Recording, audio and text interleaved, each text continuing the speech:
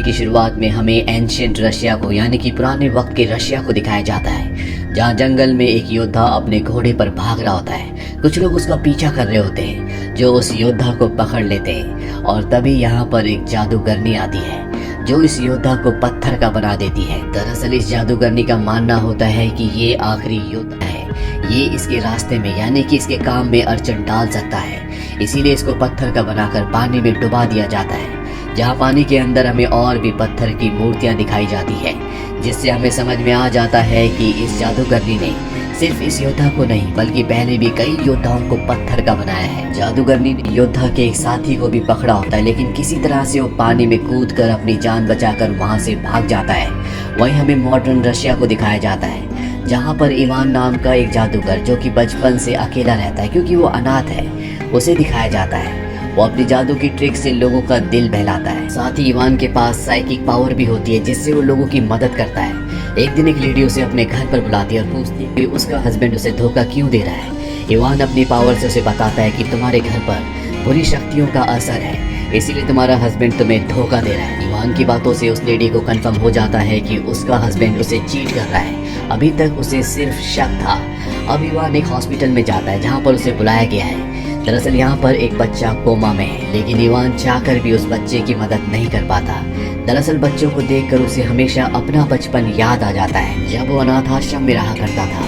एक रात को सभी बच्चों ने उसे अनाथ आश्रम में एक कमरे में बंद कर दिया था।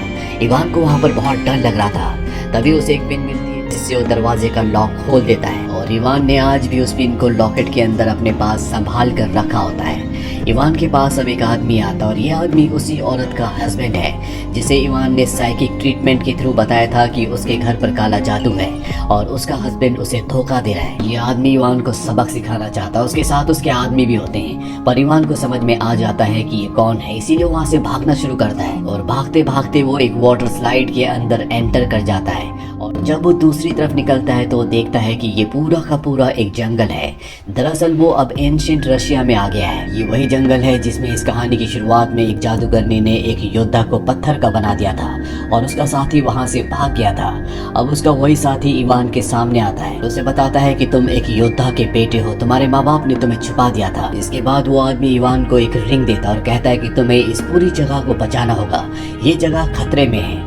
इवान को उसकी बातों पर यकीन नहीं होता, उसे लगता है कि ये कोई पागल है, और तभी उस आदमी को एक तीर आकर लगता है जिससे उसकी मृत्यु हो जाती है। चंद ही पलों के बाद घोड़े पर यहाँ पर वो सैनिक भी आ जाते हैं जिन्होंने उस बूढ़े आदमी को मारा था। वो इवान के हाथ बांधकर उसे अपने राजा के पास ले जाते हैं, पर जब राजा उसके हाथ में अंगूठी देखता है तो वो बहुत खुश हो जाता है। वो उसके हाथ खोलता है और कहता है कि तुम मेरे भाई हो। इसके बाद राजा उसे क्वीन से मिलाता है जो कि वही जादूगरनी है जिसने उस योद्धा को पत्थर का बनाया था। वो जादूगरनी उसे कहती है कि तुम मेरे साथ आओ, मैं तुम्हें महल दिखाना चाहती हूँ। इवान भी उसके पीछे पीछे चला जाता है जहाँ पर वो उसे कैद खाने में बंद कर देती है। दरअसल ये सिर्फ एक धोखा था। अब इवान देखता है कि वहाँ पर एक आदमी है जिसके हर एक शरीर के हिस्से को बर्फ के अलग अलग टुकड़े के अंदर कैद किया गया है। वो आदमी इवान को कहता है कि मैं तुम्हें जानता हूँ, मैं ये भी जानता हूँ कि तुम कहाँ से आए हो, पर शायद तुम नहीं जानते कि तुम कौन हो। तुम एलोशा के बेटे हो। एलोशा वही है जिसे इस कहानी की शुरुआत में जादूगरनी ने पत्थर का बनाकर पानी में डाल दिया था। यह आदमी इवान को बताता है कि अगर तुम अपनी जिंदगी में अपनी दुनिया में वापस जाना चाहते हो तो तुम्हें एक खास तलवार को हासिल करना होगा, और इसे सिर्फ एलोशा का बेटा ही हासिल कर सकता है जो कि तुम हो। मैंने भी कभी उस तलवार को हासिल किया था जिसके बाद मैं अमर हो गया, पर जब ये बात राजा को पता चली तो उसने मुझे और साथ ही इस दुनिया में जितने भी जादूगर थे जो भी अच्छा काम करना चाहते थे उन सबको कैद कर दिया। अब सबकी शक्तियाँ पूरी तरह से खत्म हो चुकी है। अगर तुम तलवार को हासिल कर लो तो सभी की शक्तियाँ वापस आ जाएंगी और साथ ही तुम अपनी दुनिया में भी वापस जा सकोगे। यहाँ पर अब एक विच को भी लाया जाता है, और जब रात हो जाती है तो विच अपनी जादू की शक्ति से सभी गार्ड्स को बेहोश कर देती है। और तभी यहाँ पर एक मेंढक को अंदर आते हुए दिखाया जाता है जो कि वसीलिसा है, जो मेंढक का रूप भी धारण कर सकती है। वो यहाँ पर सबसे पहले उस आदमी को, जिस आदमी के पार्ट्स को बर्फ के अलग अलग क्यूब्स में कैद किया होता है, उसे आजाद करती है, उसके हिस्सों को जोड़ती है, और इसके बाद वो आदमी इवान को भी अपने साथ लेकर यहाँ से निकल जाता है।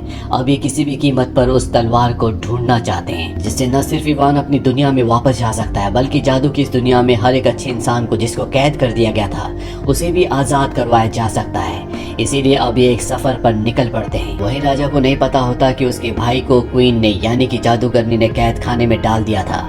उसे सिर्फ ये बताया जाता है कि उसका भाई हमारे कैदी को लेकर यहाँ से भाग गया, जिससे राजा को बहुत गुस्सा आता है। वहीं इवान और उसके साथियों को दिखाया जाता है जो एक तालाब तक पहुंच जाते हैं, लेकिन उस तालाब में एक रक्षक है जिसकी इजाजत के बिना ये लोग आगे नहीं जा सकते।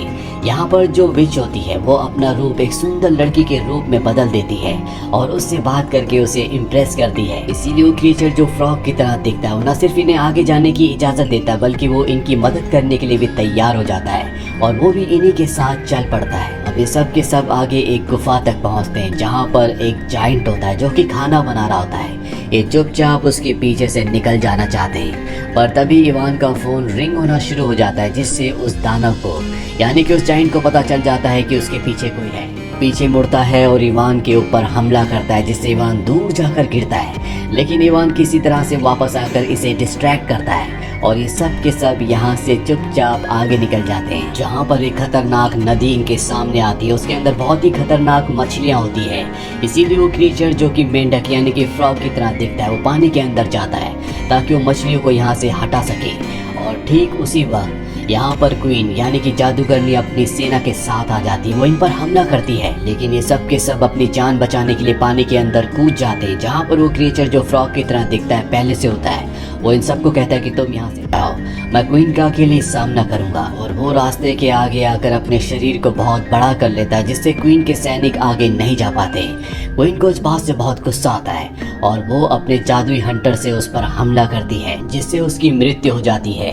वही इन चारों को दिखाया जाता है जो सब के सब वहाँ से बचकर आगे निकल पड़ते हैं। दरअसल इवान किसी भी कीमत पर तलवार को हासिल करके अपनी असली दुनिया में जाना चाहता है, और वेसिलिसा जो कि फ्रॉग बन सकती है वो ऐसा नहीं चाहती, क्योंकि कहीं ना कहीं वो उससे प्यार करने लगी है।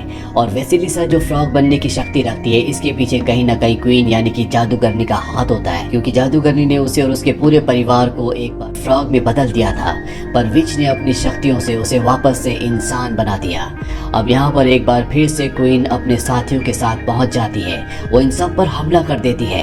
इवान को बंदी बना लिया जाता है और जब वो वेसिलिसा के पास पहुंचने वाले होते हैं तो वो ऊपर से नीचे जंप कर देती है, पर इससे पहले कि वो जमीन पर गिरती वो फ्रॉग में बदल जाती है, जिससे उसकी जान बच जाती है। वहीं इवान को दिखाया जाता है जिसे जादूगरनी अपने साथ ले जा रही होती है, पर इवान किसी तरह से उसे डिस्ट्रैक्ट करके वहाँ से भाग जाता है। वो एक ऐसी जगह पहुंच जाता है जहाँ पर बहुत सारी तलवारें होती हैं, और इन्हीं तलवारों में से एक तलवार वो है जो इवान को चाहिए। पर इससे पहले कि वो असली तलवार तक पहुंचता, यहाँ पर क्वीन यानी कि जादूगरनी पहुंच जाती है। वो इवान के ऊपर हमला करती है, पर इसी हमले के बीच इवान को असली तलवार मिल जाती है। इस तलवार में इतनी शक्ति होती है कि इसके सामने कोई भी टिक नहीं सकता, और जादूगरनी पर वो इस तलवार से प्रहार करता है, जिससे जादूगरनी दूर जाकर गिरती है, और इस तरह से इवान उसे हरा देता है। और अब इवान का वो साथी आता है जो उसे कारागार में यानी कि जेल में मिला था, जिसके शरीर के हर एक हिस्से को आइस क्यूब के अंदर बंद किया गया था। इवान को उस पर भरोसा होता है, इसीलिए तलवार उसे दे देता है, पर तभी इवान को आकर पकड़ लिया जाता है। दरअसल ये पूरा का पूरा एक प्लान होता है। ये जो आदमी है ये राजा के साथ मिला हुआ है, और ये तलवार ये राजा को देना चाहता है, क्योंकि पूरा प्लान राजा का ही था। दरअसल इस तलवार के बदले राजा उसे एक खास पत्थर देगा। अब राजा वहाँ पर आता है, और जब ये तलवार राजा को देता है तो राजा उसके बदले उसे उस स्टोन को, उस पत्थर को नहीं देता। राजा उसके साथ धोखा करता है। राजा इस पत्थर और तलवार की मदद से हमेशा के लिए अमर होना चाहता है। अब राजा इस तलवार से इनके ऊपर हमला करने लगता है, लेकिन तभी यहाँ पर वेसिलिसा आ जाती है, जो राजा के हाथ से तलवार को दूर फेंक देती है जहाँ पर इवान है। इवान इस तलवार को उठाता है, जिससे कि वहाँ पर एक गोल बवंडर बन जाता है। इवान तलवार को वहीं पर छोड़कर उसके अंदर एंटर करके अपनी असली दुनिया में आ जाता है, पर वापस आने के बाद उसे वेसिलिसा की बहुत याद आती है, क्योंकि वो भी उसे अब प्यार करने लगा है। उसे एहसास होता है कि उसे वेसिलिसा को छोड़कर नहीं आना चाहिए था, इसीलिए एक बार फिर से वो उसी दुनिया में उसी स्लाइड से पहुंच जाता है जिससे वो पहले गया था, जहाँ पर राजा को दिखाया जाता है जिसके हाथ में तलवार होती है। इवान इस बार अपने साथ गन लाया होता है। वो राजा पर कई गोलियां चलाता है, लेकिन गोलियों का उस पर कोई भी असर नहीं होता, क्योंकि उसके अंदर बहुत ज्यादा ताकतें हैं। और अब वो इवान को मारने के लिए उसकी तरफ बढ़ रहा होता है, लेकिन तभी यहाँ पर एक बहुत ही भयानक ड्रैगन आ जाता है, जो इवान की मदद करने के लिए राजा के ऊपर अपनी आग फेंकता है। इसी मौके का फायदा उठाकर इवान वेसिलिसा को आजाद करवा देता है। वैसिलिसा इवान को बताती है कि अगर तुम राजा को मारना चाहते हो तो उसके पास जो स्टोन है तुम्हें उसे नष्ट करना होगा, उसी से राजा की मृत्यु होगी। और अब इवान राजा को ललकारता है। राजा अपनी तलवार नीचे रख देता है क्योंकि उसे पता है कि वो इवान से बहुत ज्यादा शक्तिशाली है। इन दोनों के बीच में फाइट होना शुरू हो जाती है। वहीं वैसिलिसा को दिखाया जाता है जो क्वीन से यानी कि जादूगरनी से लड़ रही होती है। इवान को यहाँ पर एक सच और पता चल जाता है कि राजा कभी भी उसका भाई नहीं था, बल्कि वो उसका इस्तेमाल करना चाहता था। उसके पिता को भी राजा ने और जादूगरनी ने मिलकर पत्थर का बनाया था।